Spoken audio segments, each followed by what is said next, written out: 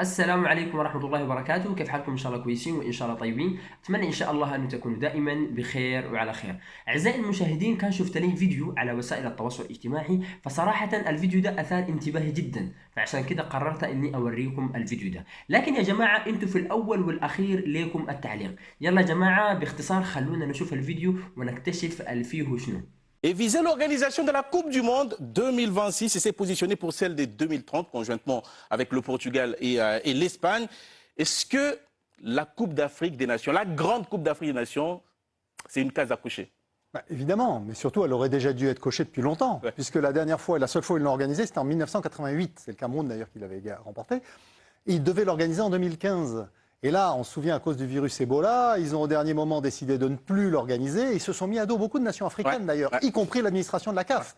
Et donc il y a eu un travail. Beaucoup d'incompréhension. Il y a eu un travail de reconquête de la part des dirigeants marocains, et notamment de la part de l'influent Fawzi Lekia, qui est vraiment un personnage avec beaucoup de capacités de conviction. Et il a su reconquérir la confiance des Africains, de la Confédération africaine, pour obtenir cette Coupe d'Afrique des Nations. Donc ils l'ont fait pas à petits pas, vous avez dit. Ils ont organisé la CAN féminine, ils ont organisé la CAN des moins de 20. Ils ont su effectivement accueillir de nombreux pays africains qui n'avaient plus de stade aux normes pour organiser leurs matchs éliminatoires. Donc voilà, ils ont su faire... il y a les infrastructures, il y a la qualité du football marocain, ça on le connaît, et puis il y a aussi tout ce côté politique qui a été parfaitement mené. Allez Vikash, on va terminer avec vous le premier tour de table. Est-ce que le Maroc aujourd'hui, c'est le pays africain les plus influents footballistiquement?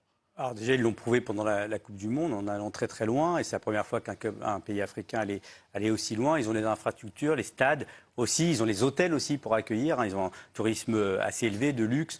Ils sont capables d'accueillir beaucoup de monde. On le voit, la CAN d'après, ce sera 3 pays, parce que c'est difficile d'organiser. Le cahier des charges, il est lourd. Voilà.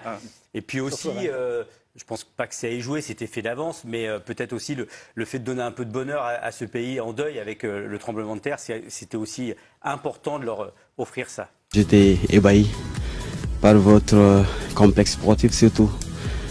Et je pense que ça doit être vu partout. Non seulement je n'avais pas vu auparavant. C'est magnifique, honnêtement magnifique, comme je l'ai dit tout à l'heure.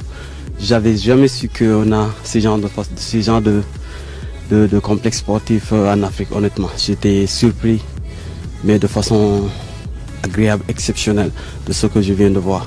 Honnêtement, j'ai fait pas mal de grands clubs, mais je n'ai pas encore vu ça. C'est un écran qui ne laisse aucun visiteur indifférent.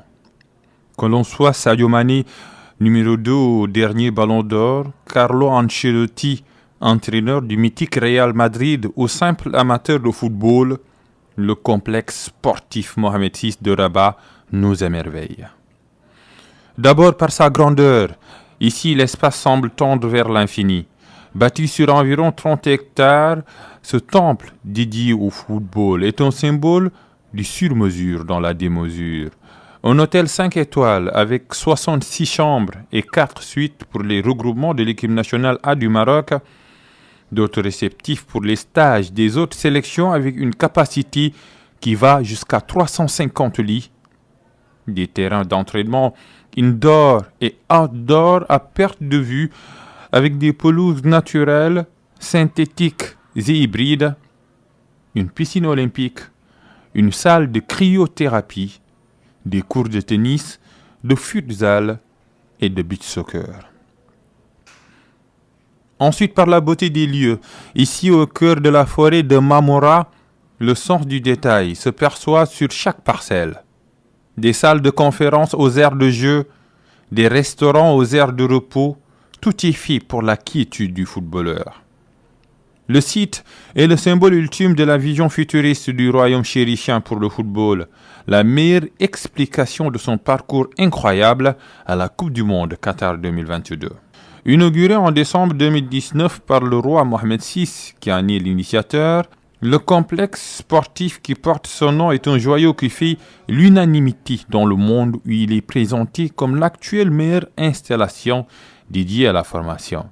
La construction du joyau aura coûté environ plus de 37 milliards de francs CFA avec une technologie de pointe qui lui permet d'accueillir des équipes des standards du Real Madrid et d'être comparé avec le célèbre INEF Clairefontaine de France, En son sein, l'Académie Mohamed VI de football y accueille régulièrement les tournois internationaux d'où se produiront les talents de demain.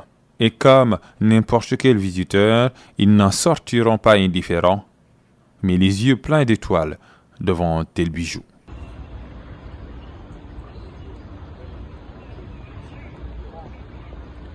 Je vous l'avais dit, ce complexe Mohamed VI de Rabat est un véritable bijou. Pas étonnant d'ailleurs qu'il ait sorti certains des plus grands talents du Maroc, demi-finaliste de la Coupe du Monde 2022 au Qatar.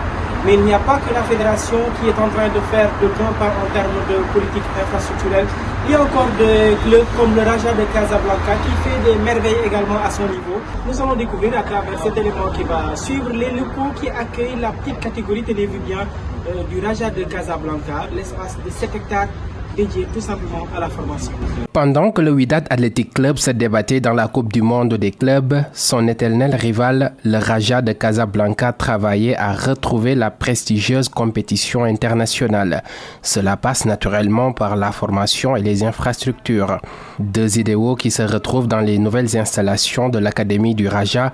Inauguré au mois de septembre dernier, cet édifice bâti sur une superficie de 7 hectares est un cadeau de Sa Majesté le roi Mohamed VI, dédié aux petites catégories du club rajaoui. 4 équipes de jeunes s'y retrouvent en internat, tandis que l'équipe première y effectue des stages par moment, nous dit Hamza Sahiri, directeur général du club. 45 chambres, des chambres doubles qui sont dédiées. On a 4 bâtiments A, B, C et D. Ce qu'il faut savoir, c'est que le bâtiment A est réservé pour les joueurs de l'équipe première. Donc généralement, ils ont 2 entraînements par jour. Donc ça leur permet de se reposer un petit peu dans la journée et éviter de rentrer jusqu'à Casablanca et de revenir encore. Donc pour éviter de perdre du temps, on les loge sur place. Et les bâtiments B, C et D sont dédiés pour nos jeunes, donc cadets, juniors et espoirs. Et on a 10 chambres, donc 10 chambres single. Et ces chambres-là sont dédiées pour le staff technique et médical. Le coût de construction, le coût de construction et le coût d'entretien annuel. Alors ce qu'il faut savoir par rapport au coût, ça a été pris en charge par la Fédération royale marocaine de football. Donc c'est un projet qui a coûté à peu près 8 millions de dirhams. Et effectivement, il y a un entretien. Ce qu'il faut savoir par rapport à l'entretien, c'est qu'aujourd'hui, pendant une période en tout cas de minimum 2 ans, concernant les terrains, c'est pris en charge par la Fédération royale marocaine de football, donc qui font le suivi et l'entretien des différents terrains. D'un coût de construction de 475 millions de francs CFA, l'Académie du Raja est construite à la périphérie de Casablanca et son entretien est assuré par la Fédération royale marocaine de football qui s'occupe également de fournir les pelouses aux normes internationales. Donc il y a énormément de joueurs qui sont sortis de notre Académie du Raja. Pas de cette académie-là parce qu'elle est tout récente, on l'a inaugurée en 2022. Voilà. Donc, mais par contre, juste pour répondre, et si on prend l'exemple de la Coupe du Monde au Qatar, je peux citer déjà l'exemple d'Azdin Ounahi, qui est un joueur qui est passé par la formation du Raja et qui aujourd'hui s'est révélé lors de cette Coupe du Monde et qui a signé à Marseille, effectivement. On peut prendre l'exemple de Jawad Yamir, qui est également passé par la formation du Raja. Jawad El Yamir, qui joue en Liga actuellement. Et on peut prendre aussi l'exemple de notre capitaine, ancien capitaine Badr Banoul. Réputé pour la qualité de sa formation qui a sorti des internationaux marocains de premier plan, le Raja Athletic Club de Casablanca espère, avec de telles infrastructures, connaître un grand bond en avant qui lui permettra de retrouver rapidement la scène du mondial des clubs. يلا جماعة نلتقي إن شاء الله في الحلقة القادمة. كان معكم محمد حسونة والسلام عليكم ورحمة الله وبركاته.